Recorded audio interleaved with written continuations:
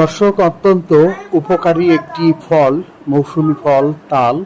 আর এই ফলটিকে আপনারা সবাই চেনেন, নিশ্চয়ই এই ফলটিকে দেখেছেন, এবং যারা গ্রামে বসবাস করেন তারা অনেক ভালোভাবেই এই তাল ফলের সাথে পরিচিত।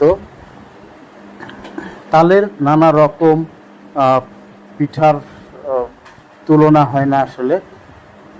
এই তাল কিন্তু এখন কাঁচা অবস্থায় রয়েছে। সাধারণত পিঠা তৈরিতে ব্যবহার করা হয় পাকা তাল, কিন্তু আমরা দেখছি কাঁচা তাল কাটা হচ্ছে।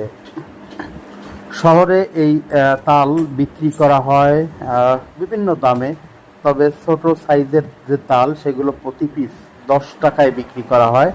আর আপনারা যে সাইজের তাল কাটতে দেখছেন এটি বিক্রি করা হয় হচ্ছে প্রতিটি 20 টাকায়।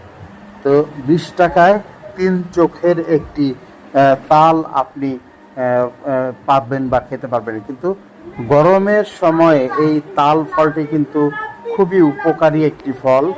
শরীরকে ঠান্ডা রাখতে কিন্তু যথেষ্ট ভূমিকা রাখে এই